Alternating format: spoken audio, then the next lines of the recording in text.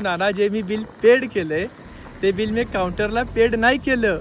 ते बिल मी ज्या टेबलवर जेवत होतो, जिथं बसलो होतो, आपला जो QR कोड येतो बिलमध्ये आणि तिथून मी पेड केलं. बिल स्कॅन करून तिथून पेड केलं आणि त्या on the spot me Google review पण टाकला. मी ह्याचे सांगतो, हा बिलचा फोटो आहे आणि जे बिल पेड केले तो फोटो. आणि तुम्हाला जर वाटत असेल मी काउंटरला बिल पेड केलं आहे, हे दोन्ही CCTV पहा आणि या दोन्ही CCTVचा टायमिंग मॅच करा, म्हणजे कळेल काय खरं आणि काय खोटं आहे. ठीक आहे. आळणी भात आंबट चिंबट आहे. माझ्याकडं अख्ख्या टेबलचा फोटो आहे. मी तो दिवस तसाच ठेवला. आळणी भात आम्ही खाल्लाच नाही. मी काय कुणीच खाल्लं नाही आमच्याचं. सगळ्यांनी अर्धा चमचा घेतला असेल. मी म्हटलं तो उल्लेख केला होता की माझ्या पाठीमागं पण एक टेबल आहे. त्या टेबलावरून बिर्याणी त्यांनी रिटर्न केली. त्यांचे ते केस निघाले. त्यांचा अक्षरशः पनीर शिळे ह्यात त्या ताई म्हटल्या आणि त्या टेबलला दाखवलंच नाही. आम्ही बाहेर आलो. एक आनंद होता की तिथं जेवायला आलो आहे. वाढदिवस होता. पण तिथं जर मी गोंधळ घातला असतं, माझ्यासोबत खूप जण आले होते सेलिब्रेशन करायला, असे सगळ्यांचा आनंद मला दूर नाही करायचा आहे. त्या ठिकाणी आपला आनंद साजरा करा. आम्ही बाहेर आलो, आम्ही आमचा केक कापला, आम्ही केक खाल्ला. आणि मग अर्धा तास 15-20 मिनिटांना मी गेलो आणि जाताना घरी जाऊन मॅनेजरला सांगितलं आपल्या जेवणामध्ये असं किडा आलता, ती माशी आलती, आपल्याला कोणी दखल घेतली नाही. हे एक ऐका नाना. प्रोटोकॉल काय सांगतो, आधी कंप्लेंट वेटरला, नंतर कंप्लेंट कॅप्टनला, कॅप्टन नंतर मॅनेजरला. आपल्या इथं काय झालं, तुम्ही म्हणता मालकांना. अहो मालक फ्रँचायझीवर नसतात, मॅनेजरच हा तिथला सर्वा असतो. मी वेटरला सांगितलं, त्यांनी कॅप्टनला बोललो. कॅप्टन काय म्हणते, मेलेला आहे का जिवंत आहे? अहो असं कधी असतं का, माशी मेलेली काय जिवंत आहे? त्याला म्हटलं दादा जेवणाचा विषय आहे आणि मी पण शेफ आहे आणि तो असं काय बोलतोय, इट्स अ क्रिटिकल इश्यू.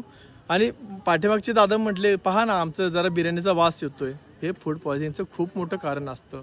शेवटचं सांगतो, मी रील स्टार नाही आहे आणि मला व्ह्यूची गरज नाही आहे. आणि शौर्यवाडाचा प्लॅटफॉर्म वापरून मला व्ह्यू घ्यायचं काही आवश्यकता नाही आहे. मी भारताच्या बाहेरही काम केलं आहे, फॉरेन लोकांशी पण बोलतो, भारतातही बोलतो. मी ते व्हिडिओ टाकले असते. व्ह्यूबद्दल काहीही हे अपेक्षा नाही की कुणी मला यावं पाहावं. मी एक हाडाचा शेफ आहे. मला माहिती की आपला जर मराठी माणूस व्यवसायात पुढे आहे. माझ्या रील्सवरती किंवा त्या व्हिडिओवर आलेले 1000 रिप्लाय पहा. त्यातल्या काही म्हटल्या की आम्ही तुमच्या समोर बसलो होतो, आम्हाला जेवण आवडलं नाही. म्हणजे मी एकटा खोटा बोलतो आणि ते 1000 व्यक्ती पण खोटे बोलतात का? पहिली गोष्ट, कस्टमर हा देव असतो, आमच्यासाठी पण तुमच्यासाठी पण सर्वांसाठी पण. ही तुमच्यासाठी नाही नाना, तुम्ही खरंच छान व्यक्तिमत्व आहात. हे बाकी कमेंट्स करणाऱ्यांना एवढंच सांगतो, तुम्ही जेवढं मला शिव्या घातल्यात ना, मी सगळ्यांना चॅलेंज करतो. तिकडं झालेला अख्खा सिनारिओ तो CCTV समोर राहून पहा आणि समोर राहून मी पण येतो. तुम्ही सांगसाल त्यावेळेस मी तिथं यायला तयार आहे. ते आपण फ्रँचायझीला बसूया. मला शौर्य वाढायची घेणं देणं नाहीच पूर्ण. मी फक्त त्या फ्रँचायझीबद्दल बोललो, तिथं मला जेवण पटलं नाही. मग मी आजही तयार आहे. तुम्ही सांगा तो व्हिडिओ तो CCTV आपण सगळे मॅनेजर वगैरे बसून पाहू आणि मग करूया लाईव्ह. मग कळेल खरं काय सत्य काय. व्यवसाय पाडणं हा मुळीच आमचा इरादा नाही आहे. पण त्या मॅनेजरने तुमच्या डोळ्यावरती अक्षरशः कोणी व्यक्तिमत्व असेल एक काळी पट्टी बांधली आणि तुम्हाला ते क्लिप्स पाठवले. 10 सेकंदाची क्लिप्स, 3 सेकंदाची क्लिप्स. अहो बिल काउंटरला केलंच नाही.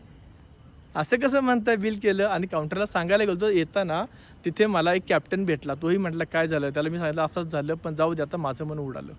मी बोललो आणि माझ्या भावना जर या तिघांनी ऐकल्या नाही तर मी सोशल मीडियावर येऊन सांगणार ना. कारण तुम्ही पण इथं प्रचार करताय. मीही सांगितलं, कदाचित नानांनी ऐकलं. आपण ऐकल्याबद्दल नाना धन्यवाद. जय श्री